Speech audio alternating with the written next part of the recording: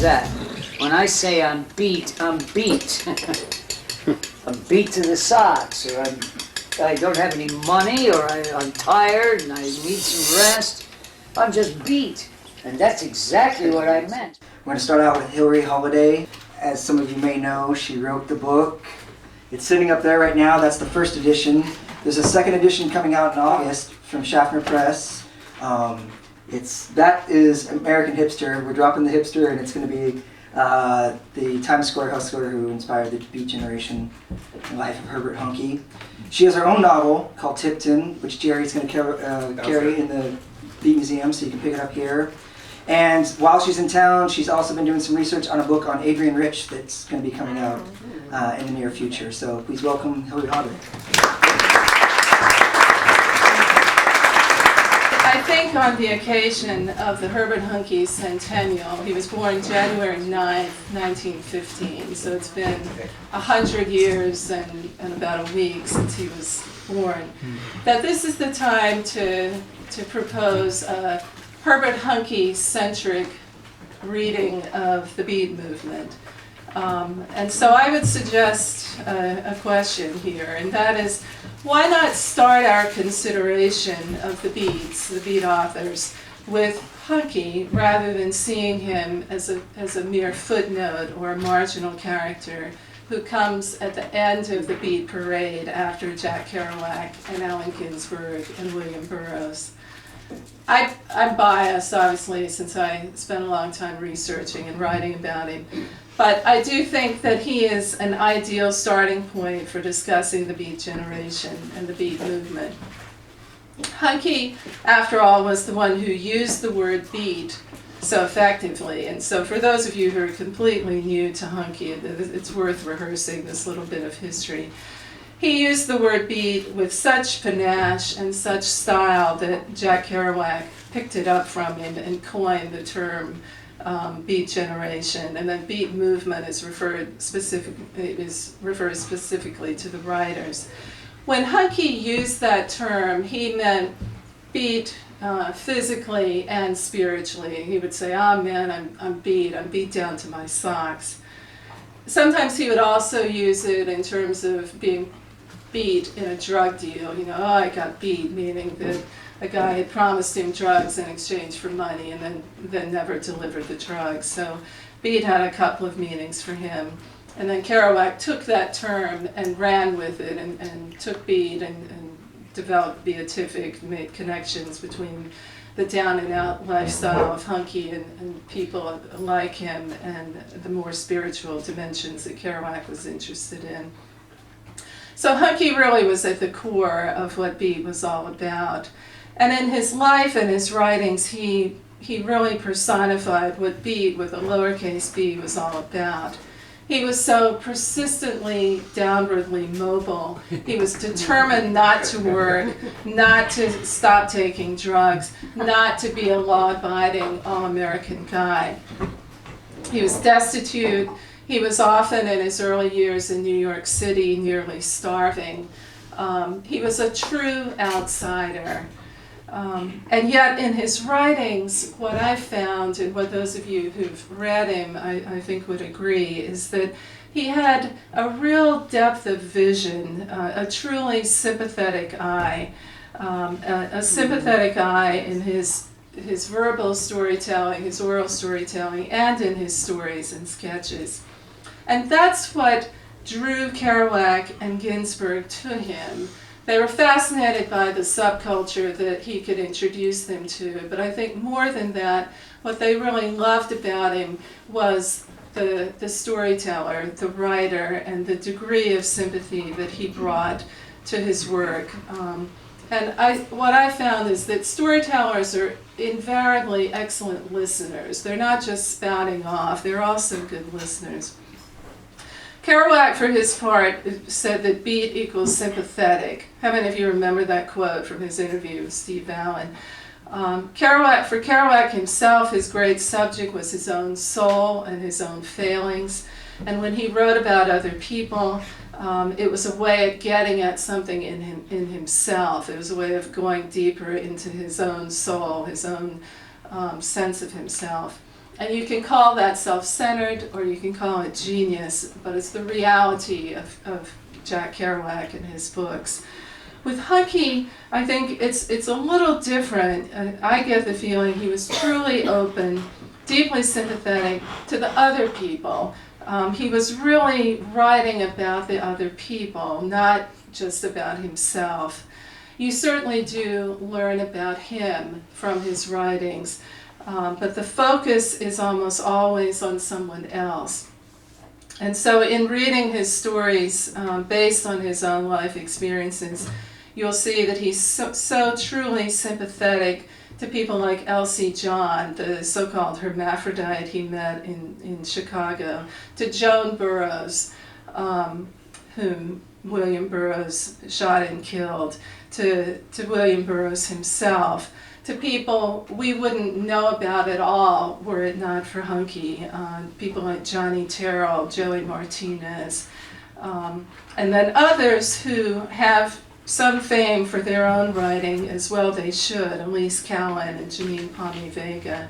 And then another figure from his circle, Bill Heine, an important painter and magician and all-around spectacularly unusual man. Some of these people achieved prominence on their own. Some, as I was saying, we know through Huncke, and thank goodness for that. What I found in teaching the Beats is that the students always love Huncke. They always respond to him. They love the women writers. They love Janine Palmy Vega and Diane DePrima and Elise Cowan. And they're fascinated by Carolyn Cassidy's memoir, Off the Road. It's so easy to get caught up in the big three, in Kerouac and Ginsberg and Burroughs, and with good reason, because they're so riveting. They have such fascinating personalities and they're brilliant writers.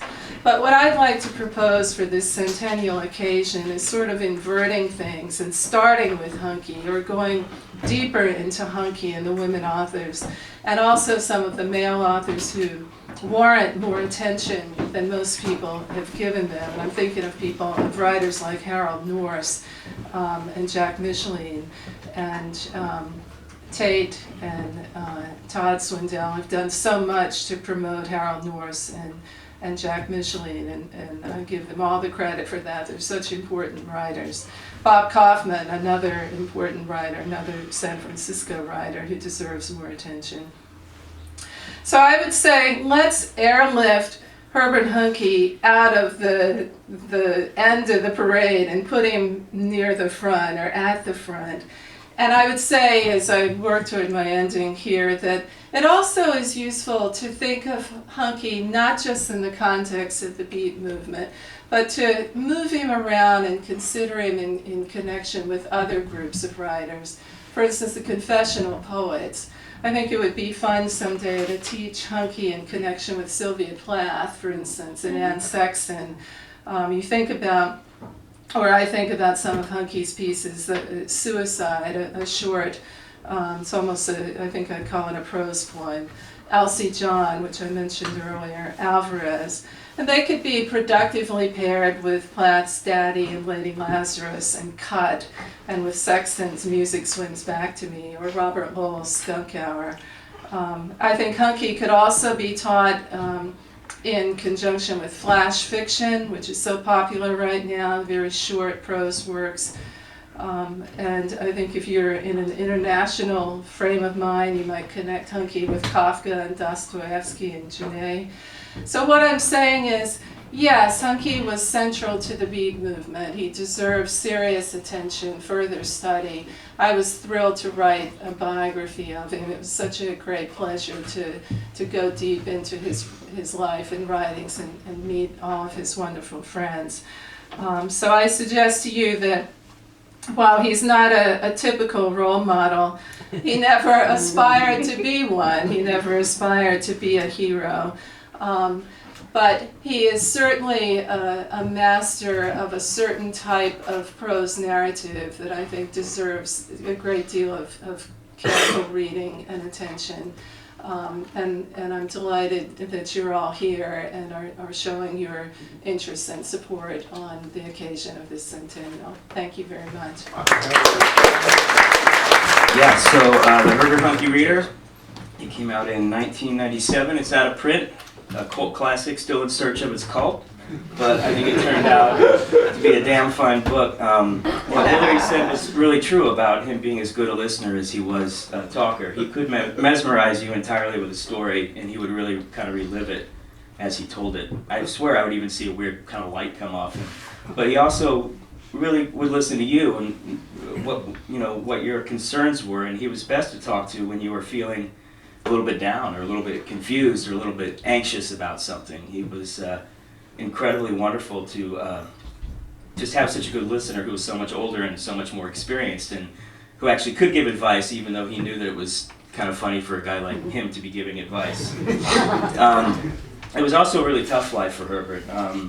A lot has been said about all the parties, all the drugs and all that, but it was not easy. It's not easy being a heroin addict for all those decades, and he was despondent a lot of the time. If you read his writing, he was suicidal a lot of the time, and I think it's important to remember that too. It was not easy. It wasn't a life he would recommend to anyone. I know that for sure. Even though he had a lot of friends, younger friends around them who, we were all using then. But anyway, that's not to be preachy. It's just to add the full picture there. It wasn't all a party, but I am going to read an excerpt from a story called The Party, which is one of my favorite stories. Not the whole thing, because it's a little bit too long. I hope this section isn't too long. But what I like about it is it shows Herbert's powers of observation, his ability to really read people and a situation in a very clear way, to locate all the signals and size things up. And it also shows a bit of his, I think, his pacifism and his aversion to violence as well. And so to set it up, the first half of the story, The Party, is kind of a day in the life of Huncke. Huncke is him and his dear friend Janine meeting up and copying amphetamine and getting loaded and walking around New York. And where I'm going to pick up is where he's meeting his next connection for the heroin, for the come down stuff, who turns out is standing outside a party, a house party, and Huncke doesn't want to go in. He explains, I don't like parties, especially when I don't know the people there. And the guy kind of goes in, okay, I'll go in and take care of it. And eventually he's leading up to him, come on, Huncke, come on up, don't be a drag. And he's like, all right, I guess I'll go up. So that's where this starts, where he's heading into the party. I climbed the steps, and as I reached the top, the door buzzer began sounding, and I opened the door and stepped in. I had little opportunity to observe the general plan of the house, getting a quick impression of many rooms and doors, little side staircases leading even further upward, and in one instance the impression of a split-level room. There were people everywhere, in groups, standing alone, sitting on floors, chairs, chests, in couples, some making love, alone, some lying back in each other's arms. Several girls were clustered around a phonograph, listening in rapt attention to a Lena Horne rendition of some torch song. Beer cans were scattered in every direction. Upon first encountering the full blast of this gathering of people, I was immediately conscious of the youth of everyone. I didn't at any time before departing see the entire crowd at once, and I am sure there was no one over 25 years of age. As people became aware of my presence, I became exceedingly uncomfortable. There were no friendly faces, no smiles of welcome, no pleasant greetings, and worse, an increasing wariness of me, so that at one point I am quite sure I was being stared at by 30 or 40 pairs of eyes, all registering open curiosity, hostility, and rejection. All this before anyone had spoken to me, heard my name, knew for sure that I was alive, and not an animated dummy somehow being dragged into their midst for their amusement. The scene was kaleidoscopic, and I was surprised when one of the girls suddenly took form, looking at me with great paranoia-filled eyes, then calling sharply to my friend, "Please, Joe, let me speak to you," pulling him after her into a small side room.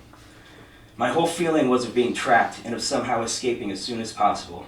I had turned over toward the door through which we had entered to discover several young guys standing in a group, obviously discussing me, almost in front of the door. My mind was beginning to whirl, sending out thoughts, reactions, impressions, feelings of fear, confusion, like the sputtering sparks of a pinwheel. I was standing in a reception hall with rooms opening off in three directions.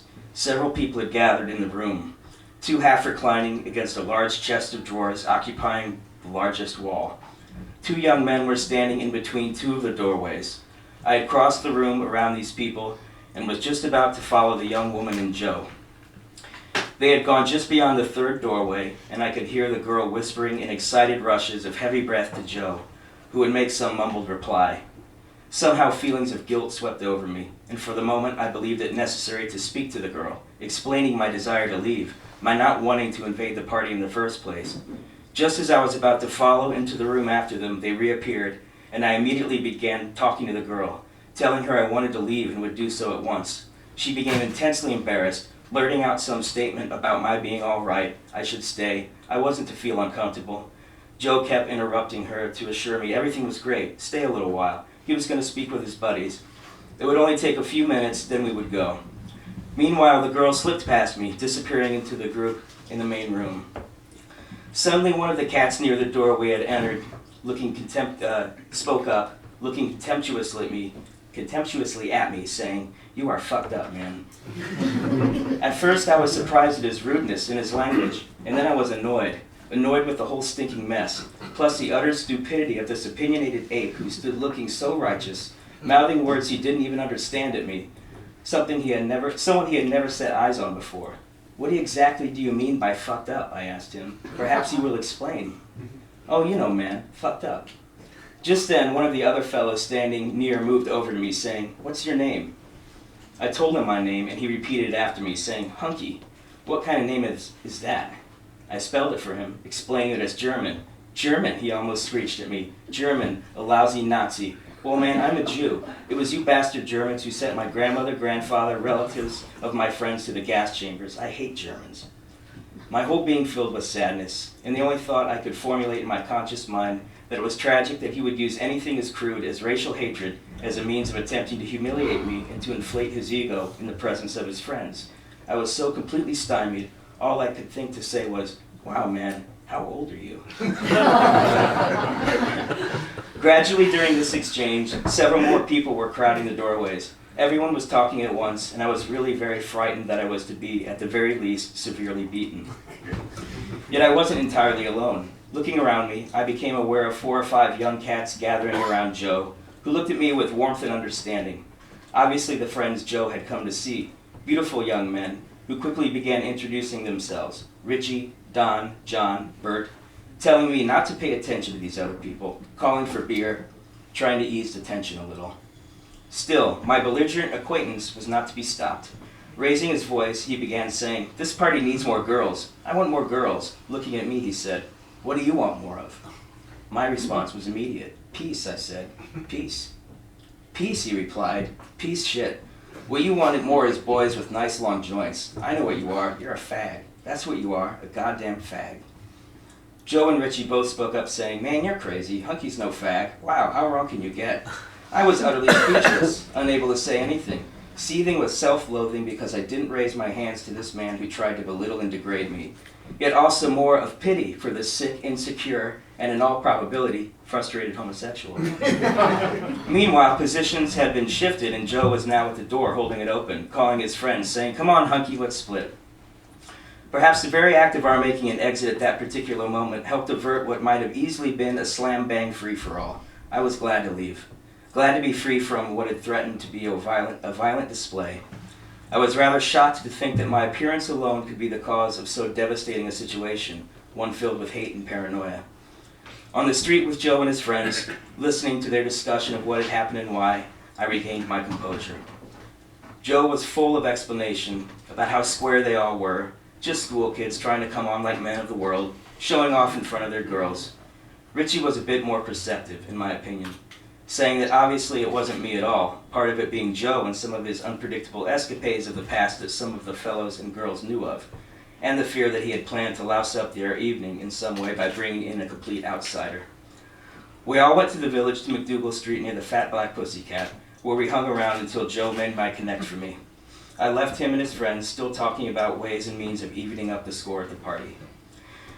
Walking home alone, thinking about all that had happened, I realized I should have been capable in some manner of having spread understanding and trust, a sense of peace. I was filled with shame because it had not been in my power, or if it had been, I had not recognized the way to use the ability to open their eyes to beauty.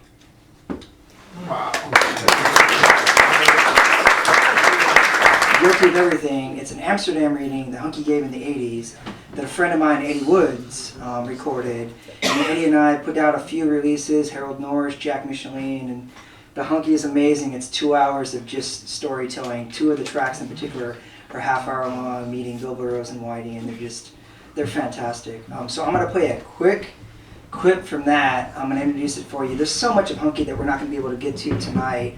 His time in the Merchant Marines, hitchhiking around America in the 30s. But I am going to play, so he grew up in Chicago, even though he was born in Massachusetts. Grew up in Chicago, and in the early 30s, as a teenager, he was running the streets, and he was one of the few people to make it in the South Side Chicago and the jazz joints there. So that's the clip I'm going to play, and then after that I'm going to read a quick poem for you.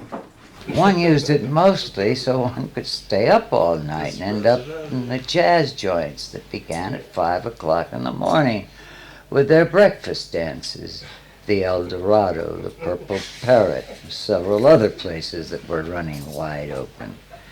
They'd just close the doors and everyone would light up a little pot. You weren't supposed to, but you did it anyway. I don't know how many people out of that crowd were using hardcore junk. I hadn't been introduced to it yet, but for some reason or another, I was precocious enough to be able to talk my way into these situations.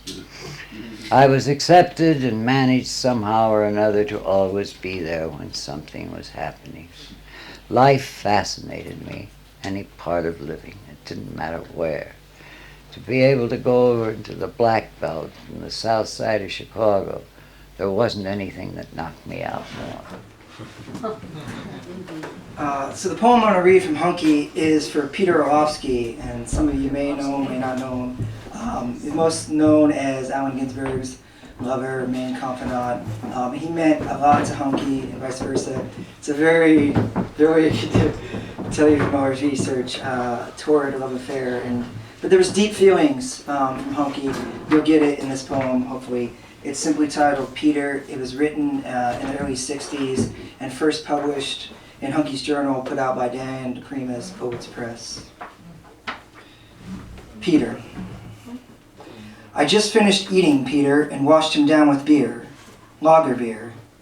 He was tender and juicy, succulent, sugar-cured and lean.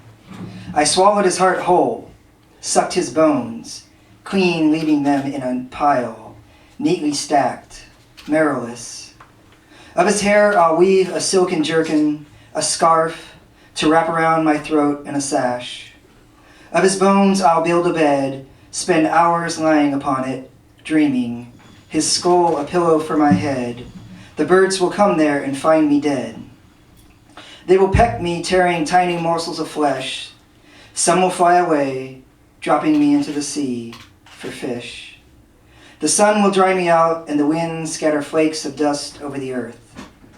Slowly our bones will pulverize as we gradually become powdery, the rain blending us together, washed across the earth in tiny rivulets, seeping down to the roots of the trees, grass, flowers. They will find our skulls, the last to go, clasped jaw to jaw, in caricature of a kiss.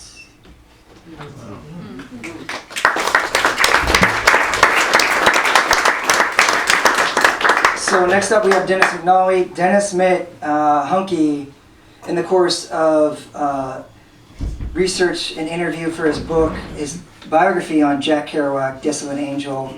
He recalls the night being very interesting.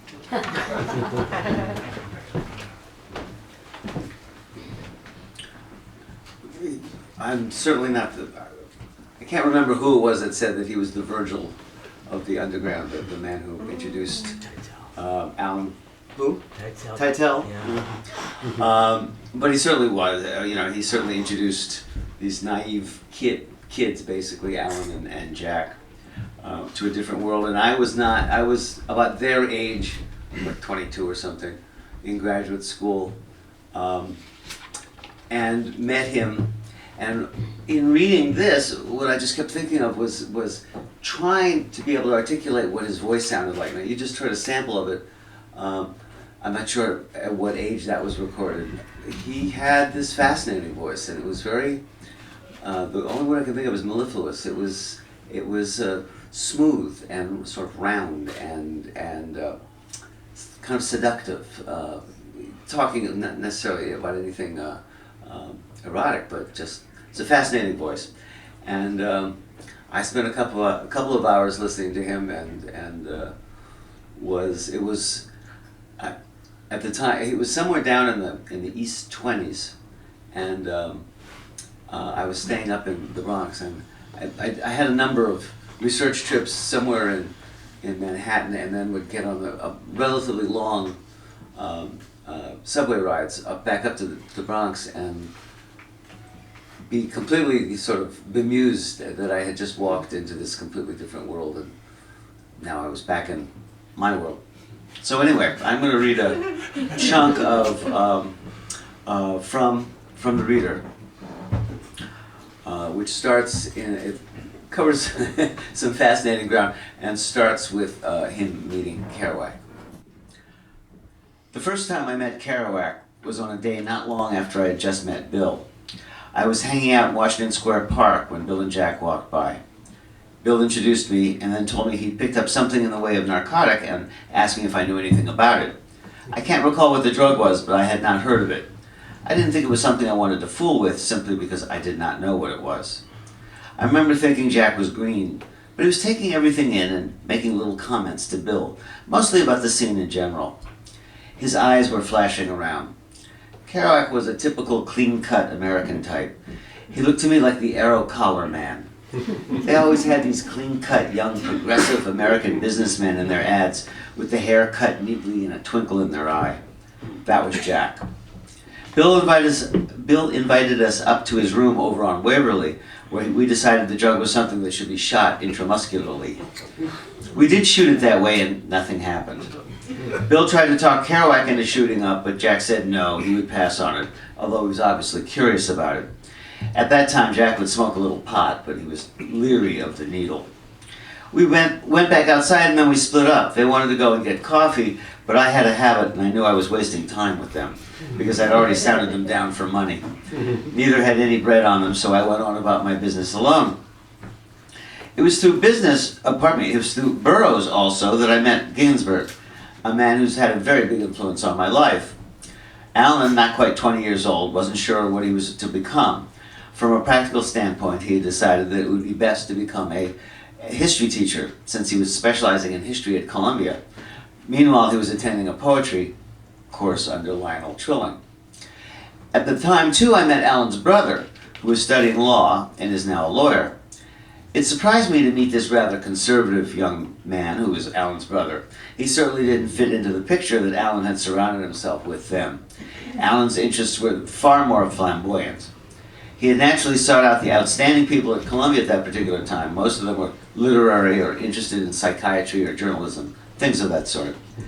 Bill was interested in hypnotism, and he tried to hypnotize Alan on several occasions. Whether he was successful or not, I don't know. Bill was interested in many things. He was one of the first weightlifters I ever met. And it was funny because he wasn't at all a weightlifting type. To see him in his room with these huge barbells struck me as incongruous. It just didn't fit his personality.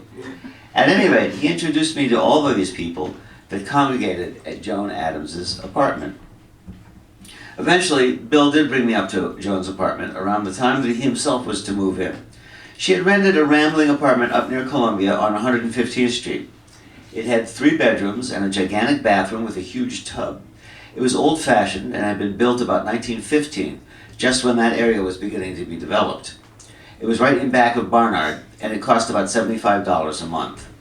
She kept the kitchen and the dining and living rooms for herself, and she rented out the 3 bedrooms to students from the university. When she met Bill, she was immediately attracted to him, and she saved her prize room for him. It was a beautiful room, gigantic, in which he had his book and a bed and a desk all to himself. Just beyond that was a bathroom, and beyond that was Hal Chase's room. The clique that was sort of congregating there was also consisted of several Oscar Wilde types, who were very effete and very witty, with terrific bite, almost vitriolic in their sarcasm. They could carry on some extremely witty conversations. I didn't much care for them, partly because I was intimidated. I couldn't always understand them, and it used to make me feel humiliated because I obviously did not know what they were talking about. Joan particularly fascinated me. I'd never met a girl quite like Joan, and to this day I remember as one of the most interesting people I've ever known. She was an attractive woman, beautiful both physically and inwardly. She was dark. Her hair was what I called mahogany colored. Not as much red in it as mahogany, but a very rich brown. And her skin was a nice cream with a faint color which was natural to her. She used to wear a blouse, like a peasant's blouse, sort of flopped down off the shoulder with a drawstring. And she looked so beautiful, so natural. Joan was a quiet woman. She was an observer, and invariably her invariably her remarks never failed to start action of some kind. And she took to this underworld types like a natural, too. In no time, I became very much smitten with her in a strange sort of way. So there's a an editor's comment. In 1946, Dr. Alfred Kinsey was in New York City gathering data for his groundbreaking study of the sexual behaviors of Americans. One afternoon when I was sitting in Chase's cafeteria, I was approached by a young girl who asked if she could join me. She was carrying several books in her arms and was obviously a student. There's someone who wants to meet you, she told me. I said, yes, who? A Professor Kinsey. I'd never heard of him, and she went on to say, well, he's a professor at Indiana University, and he's doing research on sex. He's requesting people to talk about their sex lives, and to be as honest about it as possible. My immediate reaction was that there was some very strange character in the offing, who was too shy to approach people himself, someone who probably had some very weird sex kick, and was using this girl to pander for him. But I sounded her down. She must have known what the score was insofar as sex, but I didn't know that. I didn't want to shock her. But at the same time, I wanted to find out exactly what the story was, so I questioned her rather closely about the man. I asked her why he hadn't approached me himself, and she said, he felt it would be better if someone else spoke with you. He has seen you around, and he thought you might be very interesting to talk to. I'll tell you what I'll do. I'll give you his name and number. At that time, he was staying at a very nice East Side hotel. You can call him and discuss his situation with him. I had nothing else to do, and I said, well, I might as well find out what this is all about. I called Kinsey, and he said, oh yes, I'd like to speak with you very much. What exactly is it that you're interested in? I asked him. All I want you to do, he said to me, is tell me about your sex life, what experiences you've had, what your interests are, whether you've masturbated and how often, whether you've had any homosexual experiences. That's all you want, I said? That's all I want. Well, I think it's only fair to tell you, I went on, and I don't want to be crude, but I do need money. He said, I'd certainly be willing to give you some money. Would $10 be all right? It certainly would. We went through a funny exchange.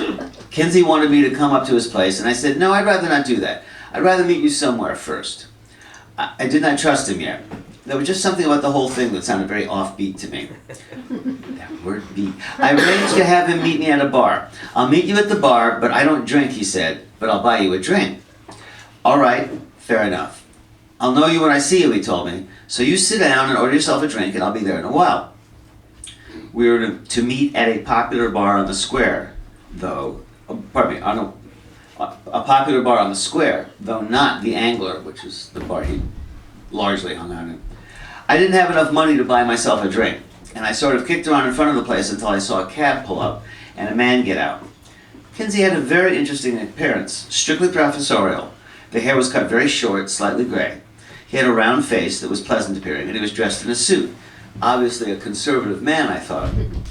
He walked up to me and said, I'm Kinsey, you're Herbert Huncke. Let's go in. You'd like to have a drink? I said, yes, I'd like to talk to you a few minutes before we go to your hotel. He again gave me much the same story the girl had, and he assured me that the only thing he was interested in was the discussion. Although he did say he wanted to measure the size of the penis. He showed me a card which had a phallus drawn on it.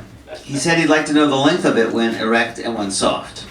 Naturally, I was wondering when he was going to get to the point. It was all so strange. And I still did not quite believe him, but I thought, well, hell, I might just as well go along with him and see what it's all about. As it turned out, it was a very delightful experience. As I started rapping to Kinsey about my sex life, I sort of unburdened myself of many things I had long been keeping to myself. For example, I'd always masturbated, all the way up until I kind of lost interest in sex altogether around the age of 50. When I told others of my confessions to Kinsey, they all said I was off my rocker. But I must say I was thankful at the time to get it out of my system. Sex has always played a prominent role in my life. I earned my living from sex at one time, and I've met all kinds of people and heard of and had experiences with some very strange fetishes.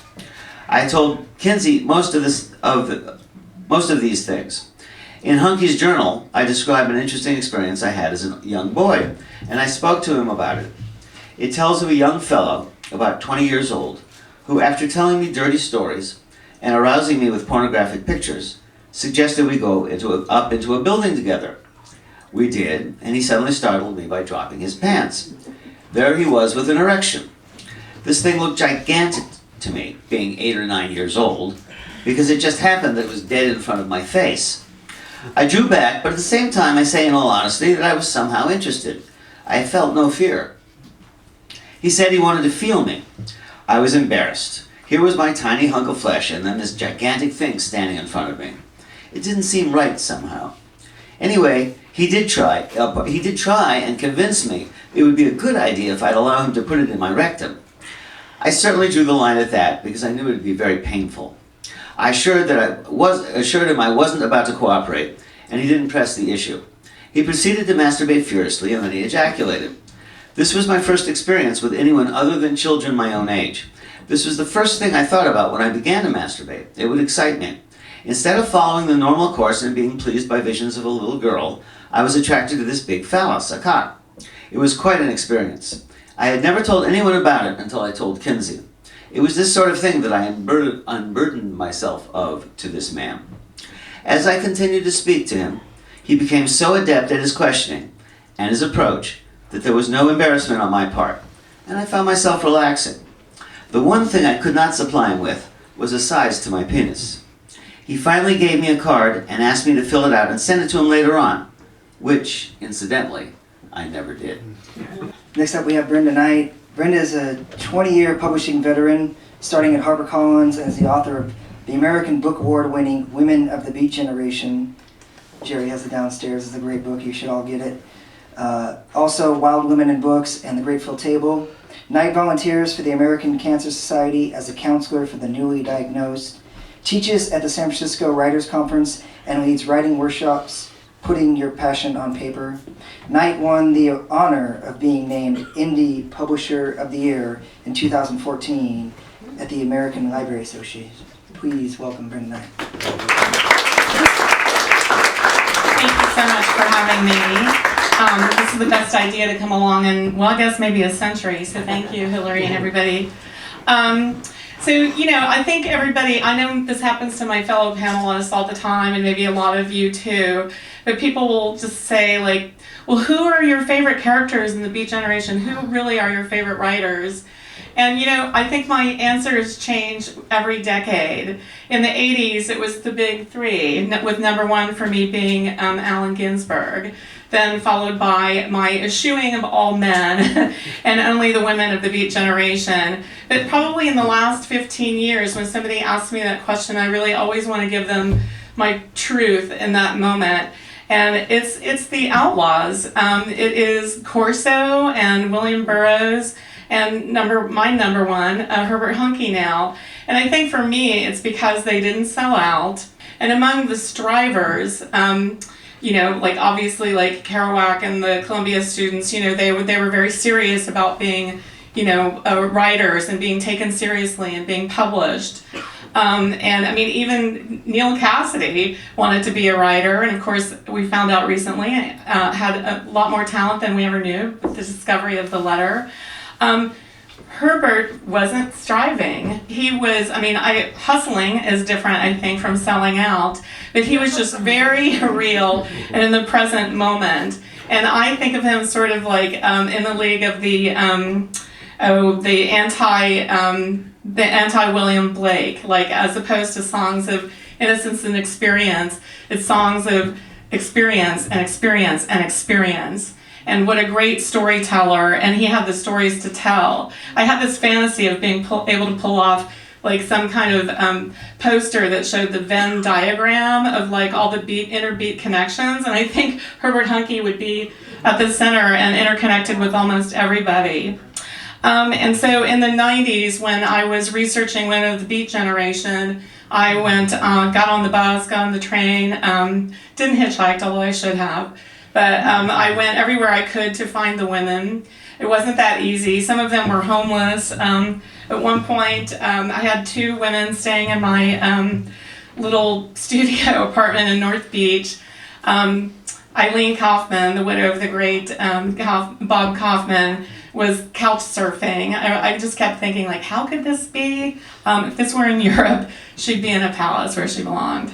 But in any case, so Janine Palmy Vega hooked me up with Huncke, although he wasn't that well enough, so I had to like talk to him on the phone. He wasn't feeling well. I guess it was 94, 95. Now I know if I had opiated whatever, that would have been the medicine.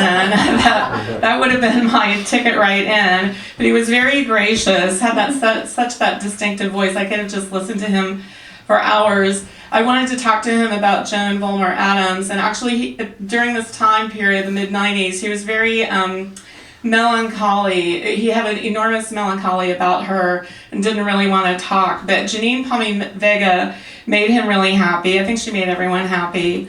And so they were very good friends. And actually, I wanted to read a little piece of my Janine Palmy Vega. And here's a picture of them. You can see they're having a jolly time somewhere. You can see the mischief in his eyes, too. Maybe that's what people really like.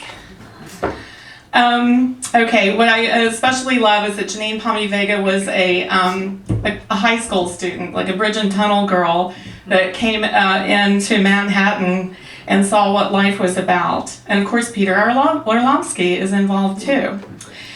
One Sunday morning, we went back to the apartment. Gregory answered the door and took Barbara to a side room, closed the door. I sat in the kitchen. It was so quiet. Alan and Peter were, I guess, still sleeping. I was a little nervous. I had no way of knowing what would happen. The room was warm, but my hands and feet were cold. I started leafing through papers piled on a chair. A dark-haired man came out, washed his glasses in the sink, then he put them on and looked at me. Hi, I'm Allen Ginsberg. Hi, I'm Janine. I hoped I looked cool. I didn't know what to say. Peter will be right out. It looked like they had just woken up. Peter was very handsome with his hair disheveled. Barbara screamed from the side room. I had no idea what to do. Barbara was her high school friend. Alan left shortly afterwards. Peter took my hand and led me through the big room where they'd sat before to a little room with a single bed.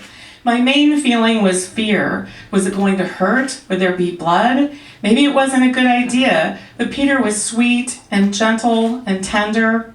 He took my clothes off first, then his own. Every move he made was gentle. He took his time. He insisted I keep my eyes open. There was no blood. His face was so beautiful. Back in high school, word circulated that I'd gone to New York City and gotten into trouble. Barbara and I ignored the questions. We returned to the city as often as we could, though not to 2nd Street. Peter and Alan had left for the West Coast. Barbara was seeing Gregory and meeting his friends. I got a waitress job on the weekends at the Bazaar coffee shop and started hanging out with people from the village, including the owners of the Seven Arts Coffee Gallery in Hell's Kitchen. They asked me to work for them too. As long as I was working, my mom said it was okay. So when summer ended, I had to go back to my last term in high school, and there was a good-looking actor she met and ran away with. So at the Seven Arts Cafe, I met Herbert Huncke. Arnie Levin had told me he was an old friend of William Burroughs and had just come out of prison. Huncke was sitting alone at a table, wearing an olive green sweater. His hair was straight and almost black. His eyes were hazel. He looked to be in his mid-40s, and we started talking. He told me about having lived around Times Square in the 1940s and 50s, and he'd been one of the people interviewed in the Kinsey Sex Report.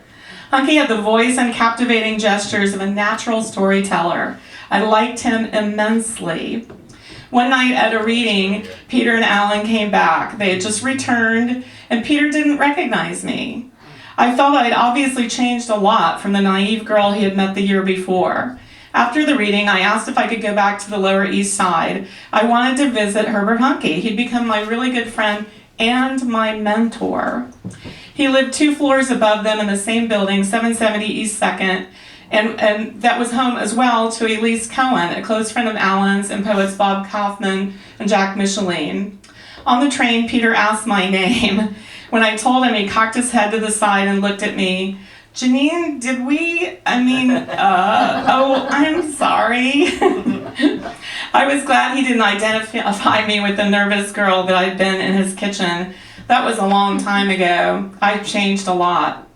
That Christmas, I wanted to surprise Herbert Huncke with a little Christmas tree and set it up while he was at work. I always wondered, what was at work? I brought the tree and some lights, but couldn't get them to stand up in the corner. I went down to Peter's, and he offered to help. Between us, we got the Christmas tree positioned between the bricks, then put on the colored lights. I wanted to leave before Huncke came back so he would be surprised. So she actually graduated high school after that and was valedictorian. After she marched across and made her valedictorian speech, she got on the train and went directly to Herbert Huncke's. She wanted to be with Herbert Huncke and live with him and learn from him. And one of the little literary details that I love about Herbert Huncke is he always, everyone talks about Kerouac had his little notepad and his pencil in his pocket. Well, so did Huncke. The only time he didn't have it was on Rikers Island, where they took away, they wouldn't let him write, I think it was Rikers Island. But anyway, otherwise, he was always writing too, his whole life, since he was 13. And so they were very close. It was kind of funny too. I think there was a love quadrangle. Allen Ginsberg was in love with Peter Orlovsky. Elise Cohen was in love with Allen Ginsberg. But probably everybody should remain in love with Herbert Huncke. And I thought the last little punctuation to this before we see your film is Elsie John. One of the Carneys, so we all know that, Herbert Huncke had his Carney days, from whence he conceived of the idea of exalted exhaustion, the beat, that which is beat. So one of the Carneys who introduced the late Herbert Huncke to the concept of beat was carnival freak Elsie John. She was the denizen of the road, a weary, drug-hazed, jazzy fringe world where the beat was born long before John Clellan Holmes quoted Jack Kerouac in the New York Times. Elsie was a hermaphrodite, the man-woman at the carnival show, and he met her when he was 16, working as a shill for her popular act on the Carnival Midway. So Herbert also procured marijuana for Elsie at the going rate of 7 joints of high quality for a quarter, as well as the heroin she loved. Elsie was a very large person. Her feminine side was prettily shaved, powdered, and made up with a Veronica Lake-style hennaed hair, while her masculine side was very hairy and muscular. Elsie fascinated the young writer Herbert Huncke with her glittering eyes and endless stories of the road. Exhibiting her maternal side, she tried to keep Herbert out of trouble and wouldn't allow him to deal heroin. Elsie was the subject of his first short story, and it was so well received that he was spurred on to continue writing. It is rumored that Elsie's participation at Herbert Huncke's urging in the first Kinsey report skewed the famous sex survey's data. No doubt Elsie John knew firsthand about exalted exhaustion. That Elsie John story is amazing. It's in The Reader. Hilary writes about it beautifully, and it's also on the recording. It's an amazing story. Elsie John was fierce. You should, if you're not familiar with the story and the person, you should really check it out. So Aki's going to show us some clips from his amazing film, Huncke and Louise. I'm just showing a 10-minute compilation that I created specifically for this event, culled from about 50 hours of footage that I shot between 1993, and Herbert's death in 96. I don't know why they use the expression, because I meant it in a, a weary, beat way. There was nothing beatific about it, I can tell you that. When I say I'm beat, I'm beat. I'm beat to the socks, or I don't have any money, or I'm tired and I need some rest. I'm just beat. And that's exactly what I meant. Do you write poetry, prose, or both? Well, I write poetic prose, I guess is what one would call it. I tell stories. I'm a storyteller. They come down from Colombia.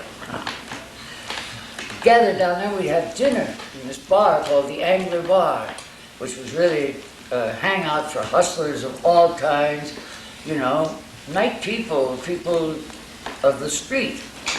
And, you could meet all kinds in there, pickpockets, boosters, pimps, whores, all kinds, and straight people that, had jobs, all that sort of thing. Can you tell us anything about Jack Kerouac that we don't already know? Hardly. And what would he be doing today? Would he be here with you? How the hell do I know?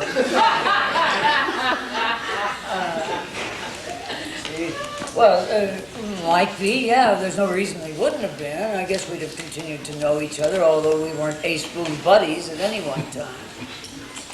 But I liked Jack, and Jack was sort of in awe of me since I was older than him, and also because he imagined that I had seen many, many things that I really hadn't seen. And I think that Herbert is really somebody that was important, like in the development of my generation of writers. Herbert is, like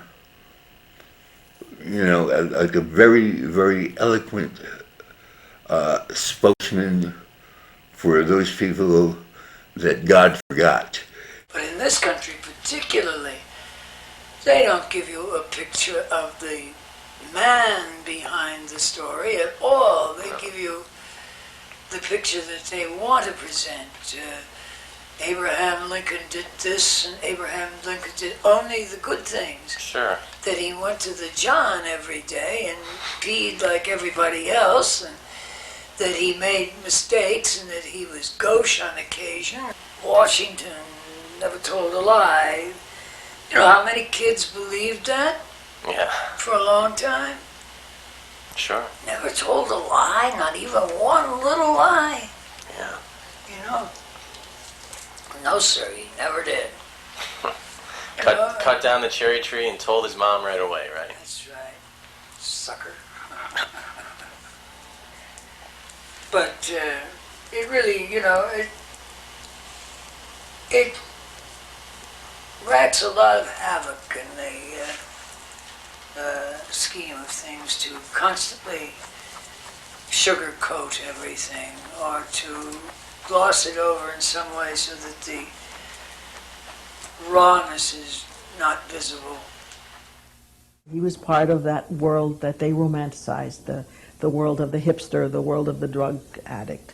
And Kerouac, Ginsberg, Burroughs were interested in this nether side, the darker side of American life. That was absolutely what was happening in terms of his being a guide to them, showing them the drug culture, as Burroughs says in Junkie. Another thing, too, is that he took his own life very seriously. He wrote about it. He talked about it. His stories were about it. It wouldn't be the beat movement without Huncke. I mean, Allen was the one who catalyzed it, and Jack was the one who romanticized it and wrote it, fictionalized it. But it was Huncke who was at the kernel, at the core, and he was spiritually, I think, the most whole of any of them. He was himself. He was absolutely the most beat person I've ever met. No question about that. When I came back into New York, after having served time in upstate New York, I laid low. That is, I didn't get into any real underworld activity, so to speak. I had a gig. I worked legitimately. until I finally got a thing going where I was making money on my own, you know. And of course I immediately had a junk habit. And if it hadn't been for junk, I would have probably avoided a good deal of hang-up that became part of my life for a while because of the, I don't know, the ups and downs of the junk scene at that point. The first, let's see, I think it was in 61 or 62 perhaps that one of the first panics took place, and that is when the trouble started. Had they left everybody alone, more or less, the junk scene would have been a lot smoother. There'd have been a lot less horror. A lot less ruthless, huh? Right. Yeah. Let's see. So by what exactly do you mean by panic? What is that? Oh, that meant that you couldn't buy a bag of dope anywhere. It would be like you and I were sitting here, stone cold drug addicts, both of us, waiting for our first fix of the day. Or, you know, we had run out finally, and now we're looking to cop. Yeah. And everywhere you went, it was impossible. People were burning each other. They were selling talcum powder. They were selling everything and anything. Jesus. And you couldn't buy a bag of junk anywhere. Not anywhere. It was impossible. I don't know where they came up with that. That's supposedly the stipulation. You're innocent until proven guilty, but actually you're guilty until proven innocent. Otherwise you wouldn't be held. There are other things I could do at this point, perhaps things of a more practical kind.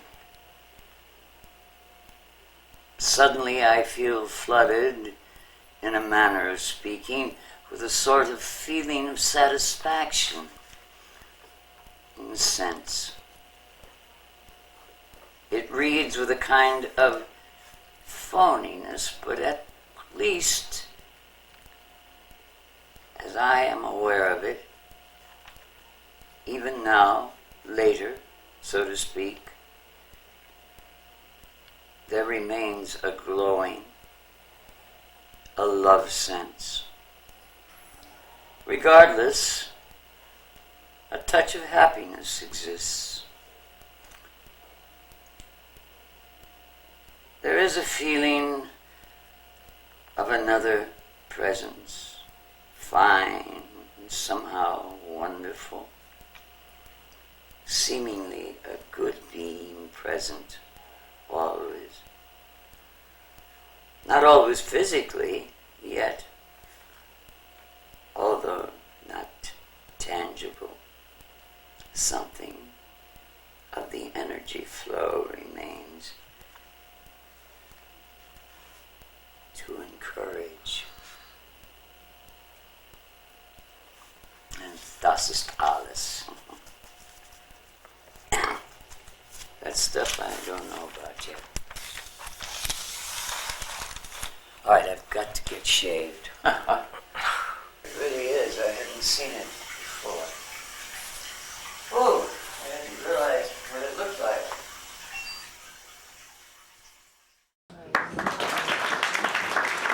So, as some of you might know, archival work is a very tedious process, and besides Jerry Poynton, there's somebody that's doing the work, Leslie Weiner, who, in case any of you have seen the Huncke blog, Huncke Tea Company, the Twitter account, she's constantly updating and keeping things going, scanning his work, putting things out. She's been recording things, putting it on the internet, and she provided us with a track because she's recording his notebook entries, stories, letters, putting them in music with a gentleman by the name of Christoph von Hufel, who's co-producing it, and it's going to come out in vinyl later this year. She gave us a track to play here tonight, one of Huncke's short stories called Cuba. So I want to play that for you real quick, and then Brenda's going to be up. Cuba. Cuba is what is known in prison jargon as a peddler. He's a real hustler in the sense that if there's anything in the way of contraband to be obtained within the prison, such as eggs, meat, grease, winter overcoats, shoes, shirts, tailor-made pants, special hair preparations, aftershave lotion, etc., he's the man to see. When any new young boys or fags or potential broads appear on the scene, Cuba is the first to know and loses no time making contact. When I met him, he was serving out the last year of a 10-year sentence. He was paroled on one occasion and deported back to Cuba. He refused to remain and, through some manner or other, succeeded in returning to New York, where he immediately became a dope pusher. He operated fairly effectively until he was caught and returned to prison.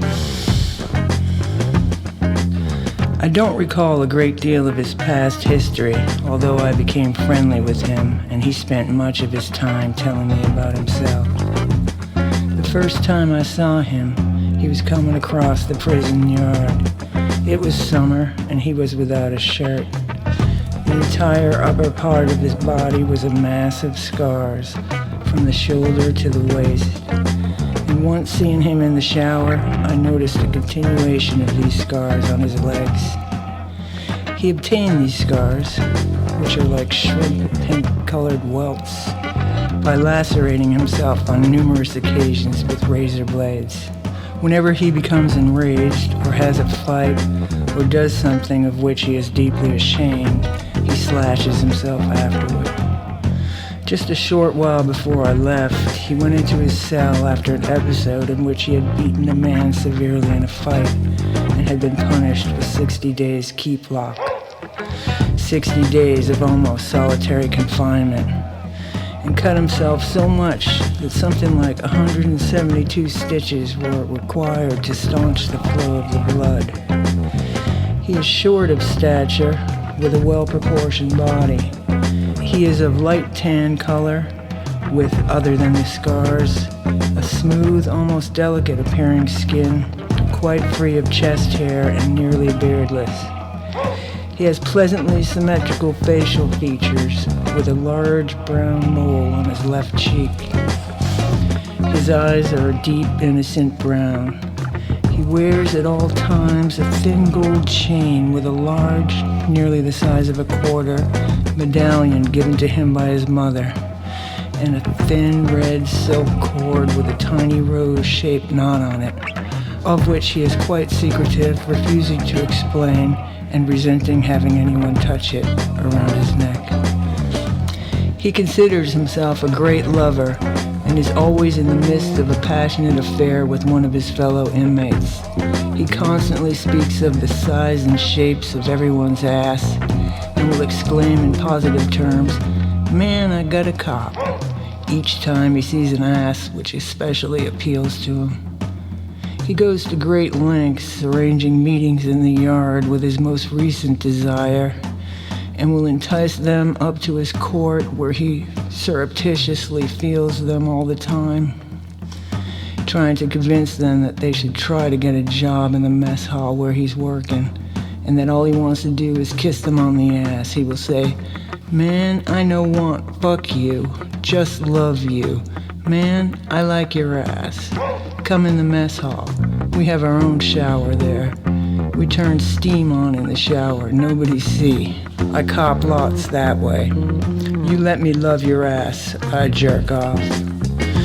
Sometimes he is successful and goes around beaming at everybody and tells his friends all about how this time he has a lover that really loves him, and that this time he is not only going to kiss ass, but he's going to get in.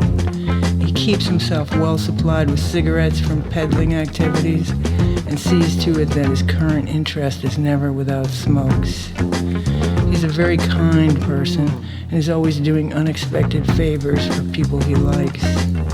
He gambles a great deal, and if he wins, sometimes he gives his winnings away to people he knows haven't anything of their own. About a week before I left the prison, someone turned a note to the principal keeper about him. Just what it was supposed to have contained, no one was quite sure. But whatever it said apparently caused the PK to refer Cuba's name to the prison psychiatrist, who promptly called Cuba up for an interview. The result being Cuba was sent over the wall to the state hospital for the insane. When prisoners are transferred from the main prison to the state hospital, they are, if violent, placed in straitjackets, restraining jackets they call them, and if not violent, are handcuffed and ankle shackled. When we last saw Cuba, he was being literally dragged into the waiting station wagon wearing a restraining jacket. Wow. Looking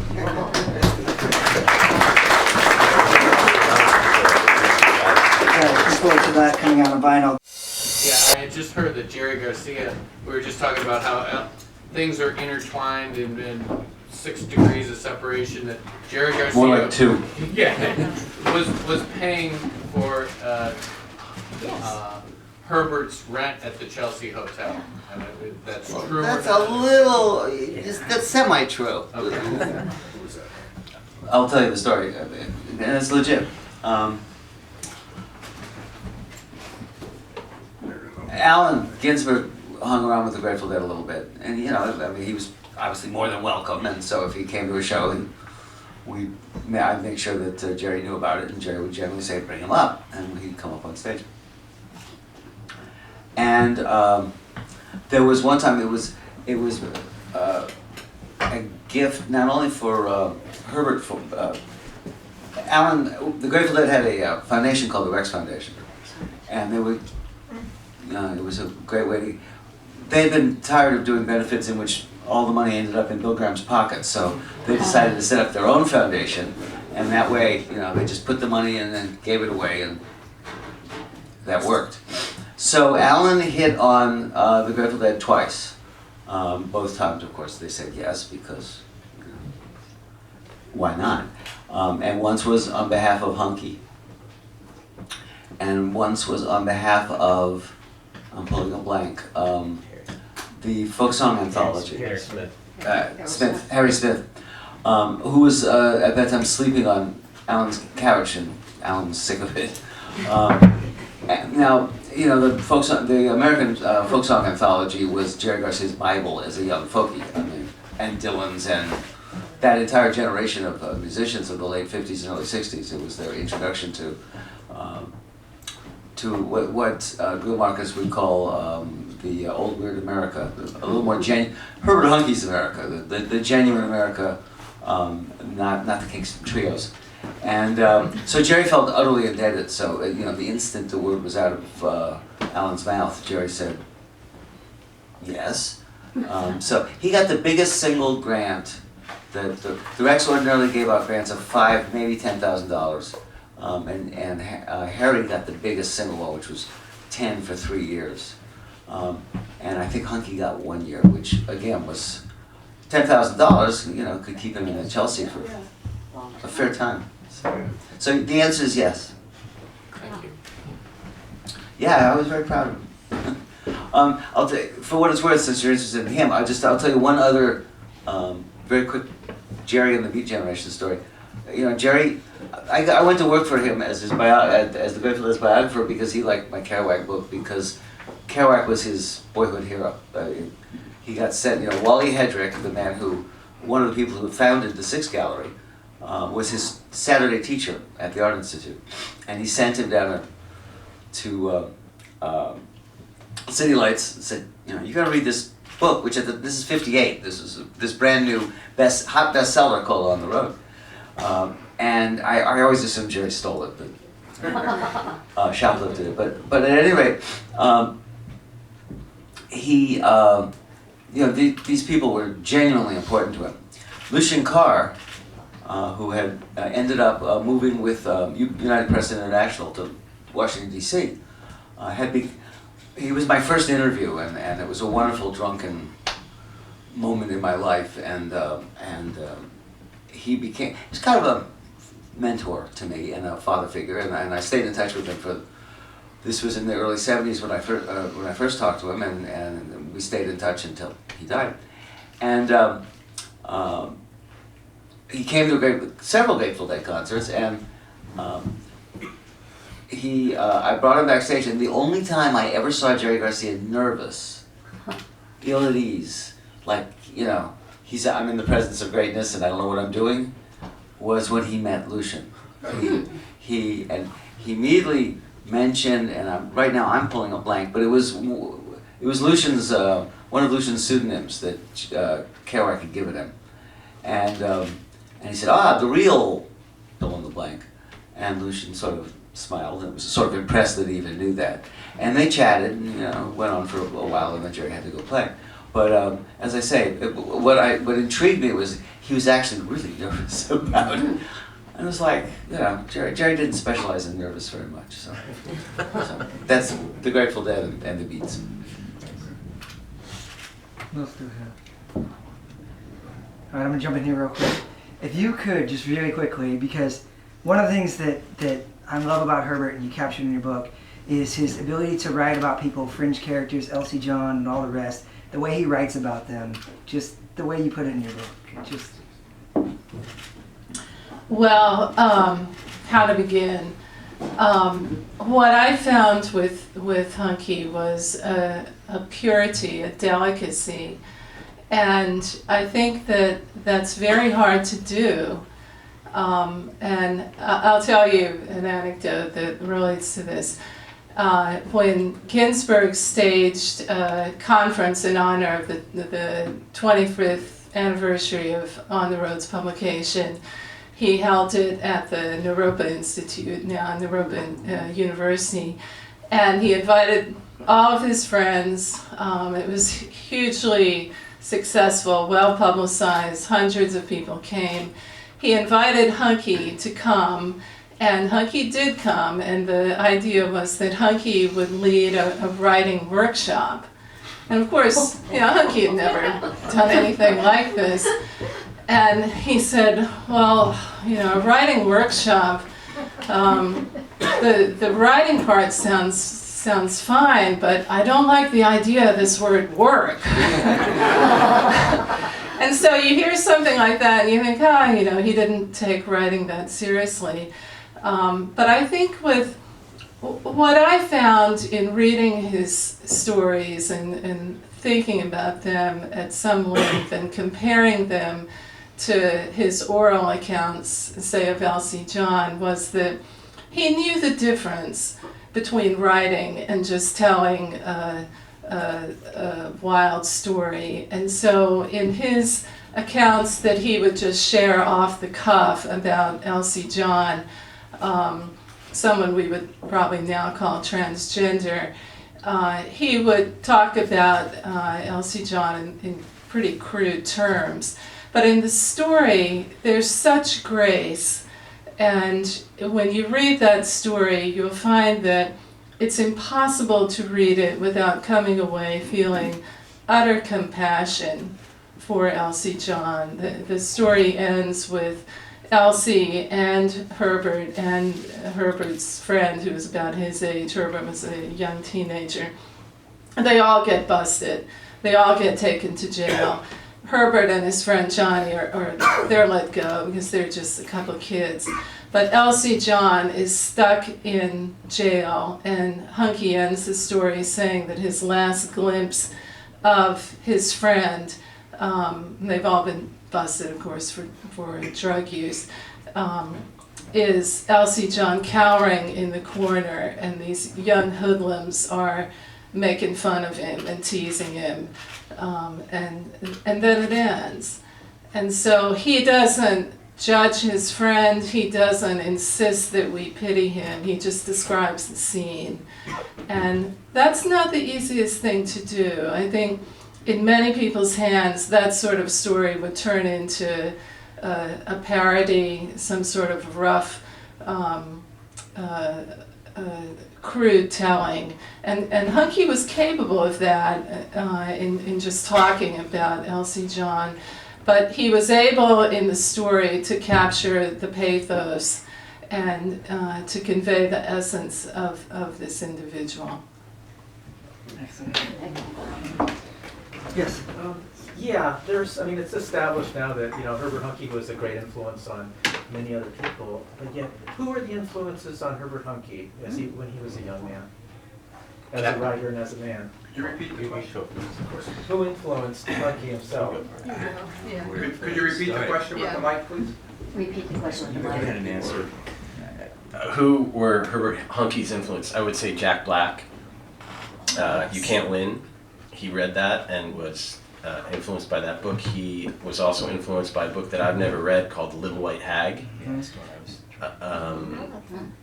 But also I think that was about opium dens. Yeah. Robert Greeley, John Wieners, those. Yes, well, he lived with John Wieners, yeah. But in terms of when he was young, I asked him also, did you ever read the Police Gazette? And he said, no, I never read that until I was older.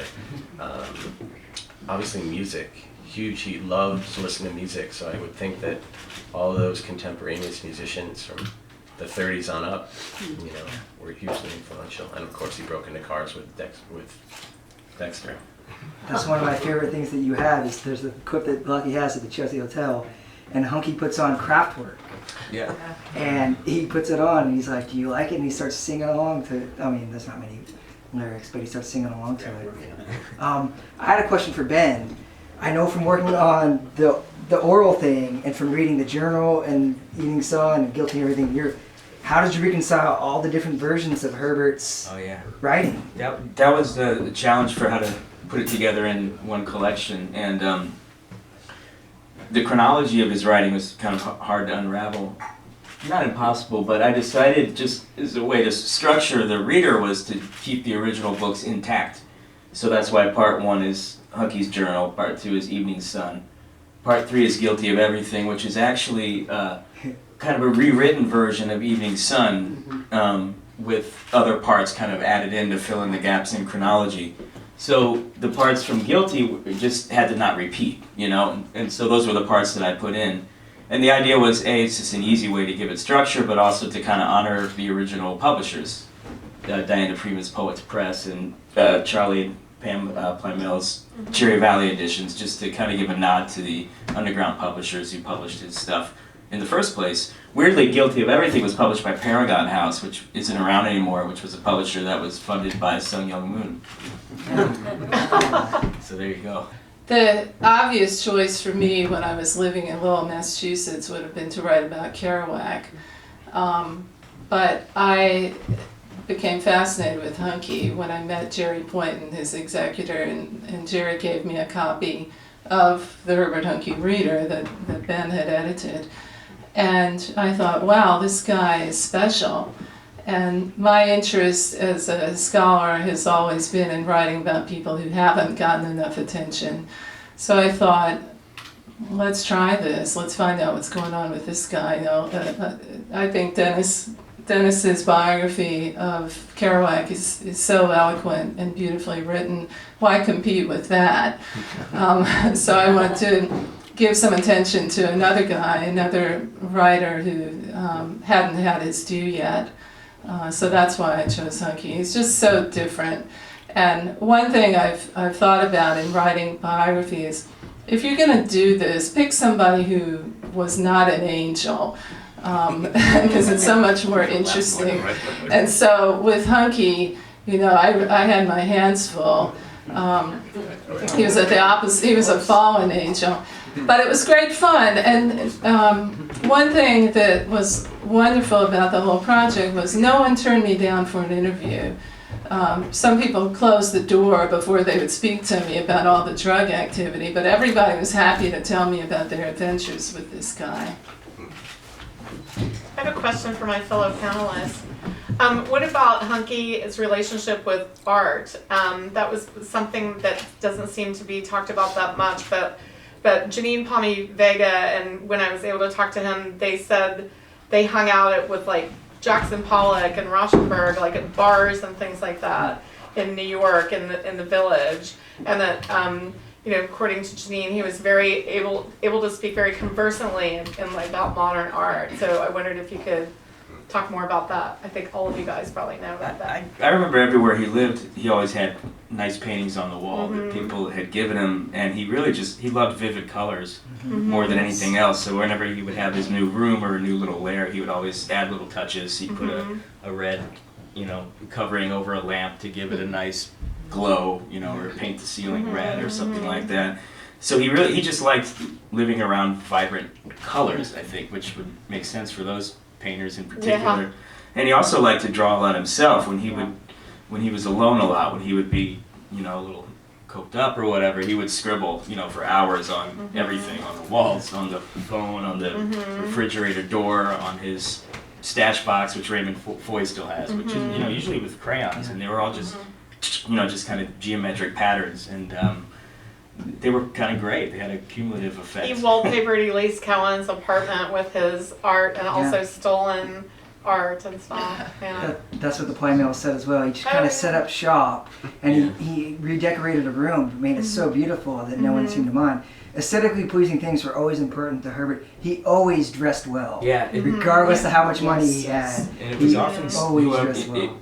If he was staying in your apartment, you'd come home and he was wearing your clothes. And they looked better on him. Even though they were too big usually. Yeah. He was a small guy. Sometimes friends would get upset because he'd have to go to the methadone clinic, he'd have to be in there on time, and he'd be wondering which ascot looked best with what. I mean, Lockie can probably tell you the story. He wore these Reebok sneakers that I had with the pump. Remember the pump? Oh, yeah. And one day I came back and he's wearing these sneakers, and they were like just ultra modern, space cowboy boots or whatever. And he would appropriate anything and everything. He would appropriate a painting. He would appropriate people's clothes. But somehow he always gave a lot more back than he realized. Give us another story, Lockie. Well, we were talking about Elsie John, and he had a connection in the Chelsea named Lena, who lived as a woman, was definitely born as a man, and when she was young, she claimed that she had danced in nightclubs on Route 1 outside of Boston. But now this is 30 years later, and her masculinity is coming back with a vengeance. And Herbert would get a call from Lena downstairs in the Chelsea Hotel, and he would say, "I'm so glad you called." And she'd come up, and they would converse. And even though she was very marginal, and probably lived in some really tough SRO, he welcomed her and respected her and listened to her. And I think that's what he did with a lot of people. He had a lot of patience. Yeah. I had a question for Lockie. How did you, where did your interest in Huncke emanate from?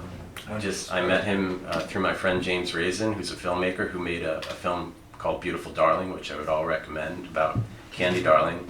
And James had met Herbert in this rare book room, Roger Rich's rare book room, where a lot of these guys were congregating. Corso, Marty Matz, when a lot of folk, anybody who came into town would hang out there and drink. And I met Herbert, and I was just smitten. And Ben can also attest to this. He was just enormously charismatic, and he sort of gave you his attention, and he respected people. And he was also, I would say one last thing about him is that even though he was very old there, you see him old, there were a lot of times when I didn't think of him as old or elderly or infirmed. He was enormously curious about people, and that was something that sustained him. One thing I'm curious, Brenda, I mentioned in an email, Herbert's not just treatment of people, but at this time, treatment of women around this time from Janine, but earlier on with Joan. Yeah. He treated them as equals, saw them as peers, and respected them. Oh, I'm really loud. I don't even need a microphone. Yeah, I mean, it was unfortunate that he was too melancholic about Joan Volmer Adams to talk too much about, but there was a lot of love. And I think he was at the side of that big bathtub many times, like discoursing on philosophy. But a really moment that stands out in my mind is that, of course, with the, all of the women of the Beat Generation, I would, at some point, one of my interview questions was what was their relationship with the male writers and their male counterparts. And when I got to Janine, she was like, I was dreading, I knew you were going to ask this question. And she was like, why don't we talk about the men who treated me really well? And she said, let's start with Herbert Huncke. And that's actually how it all began. And like once she told me, I was like, well, I gotta talk to him.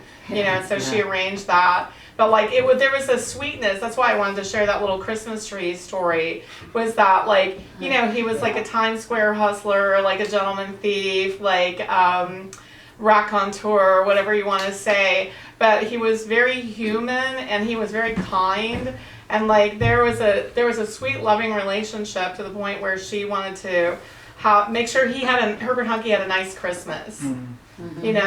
So I think that amongst all of that, I don't want that to be lost, that human quality, which I think we've all like touched on. Yeah. How old was he when he died? 81. That's young. Yeah. Considering what he did. Yeah. Just considering what he put himself through, it's a remarkable age. I was just going to add the word kind.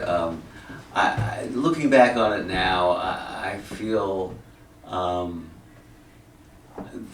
I was just the way he treated me. That I was so inept and so just a little klutzy, a lot klutzy in those days, and I felt that night and to this day that he went out of his way to be very kind to me and very giving of himself and his time and so forth and so on. And I mean, I was sort of a good audience. I mean, he's a storyteller, and I wanted to hear stories, so it was a fairly good match.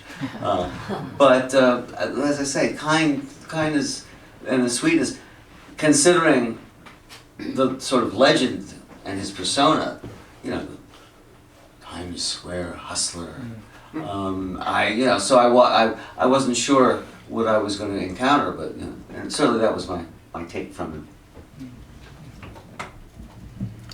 I spoke to one of Herbert's oldest friends today. Irving Rosenthal lives in San Francisco, and Irving wrote a novel called Schafer, which is a true cult classic. If you haven't read it, see if you can get a hold of it.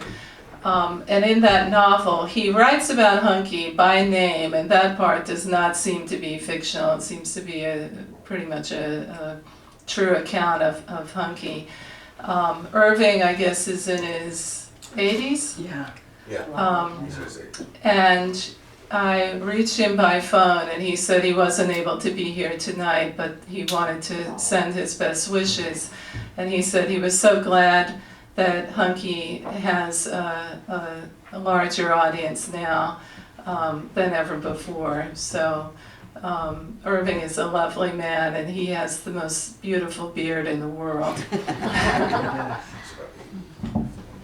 Yes. You said you had great fun writing the book, and you had wonderful stories coming. Everyone was willing to give wonderful stories about Herbert's, kind of adventures and everything. We've all had great fun living vicariously through him. We've had difficulty getting through 3 bottles of red wine, so we do live vicariously through him. But do you feel the need to write a massive health warning across the top of the book, saying that heroin is an absolutely dreadful thing, and has ravaged a man who apparently was the nicest chap in the world, and could have done would have been a lot nicer if he hadn't been a lifelong junkie? It was a real, I liked Lockie's expression of an unsentimental education, and certainly it was that for me. And what I found was that in getting to meet Herbert's friends, that I learned how not to judge people. And in Huncke's case, what began as kicks, as an escape, and a rebellion became a quest and a destiny. And That's all very, it's- that's like watching Chet Baker and, kind of the... Would you share what his doctor said to you when you... One of the first people I interviewed was, and I want to get back to the point you're making because it's quite legitimate and it's something I've thought about a lot, and I don't mean in any way to romanticize what was in many ways just an extraordinarily difficult, Well, you did say that. painful life, You did say yeah. that, But one of the first people I interviewed for the book was the physician who treated him the last 9 or so months of his life, a man named Gabriel Zatlin, who was a doctor at a clinic near Union Square in New York.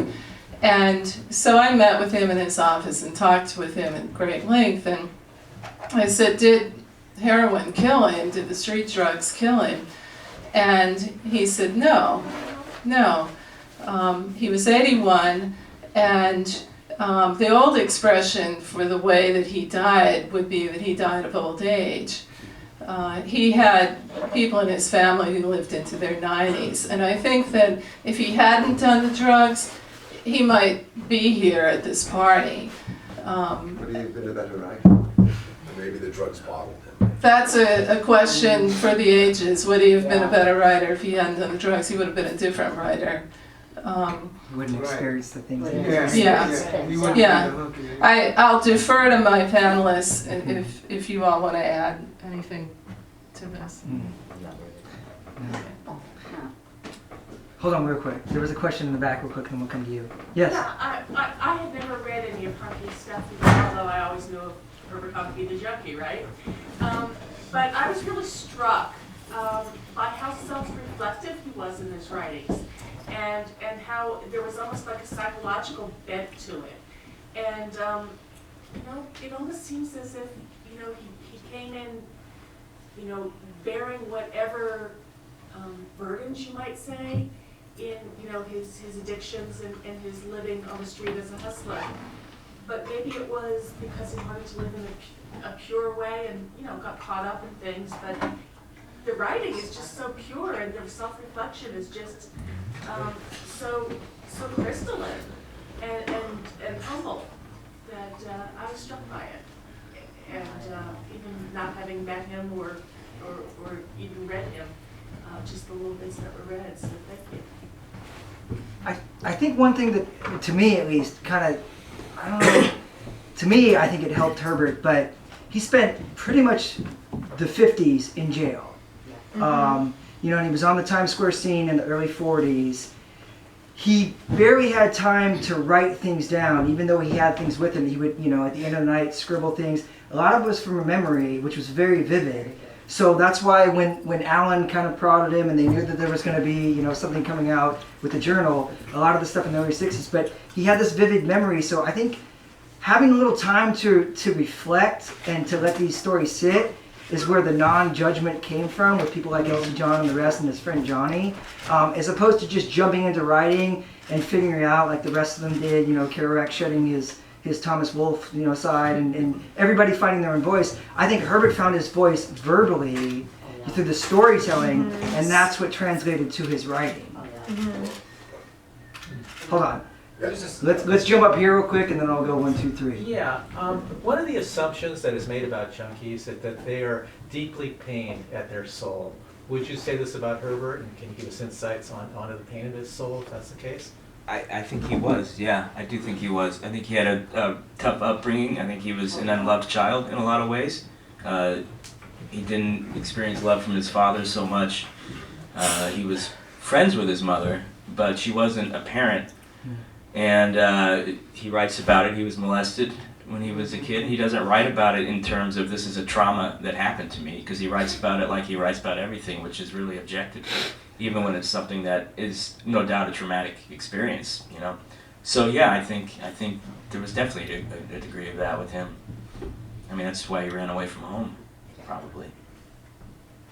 I mean, the first memory he ever, his first memory he claims, I recorded it, and he said he was in a sled and his father was pulling the sled, and he had a great fear that his father was going to let go of this sled.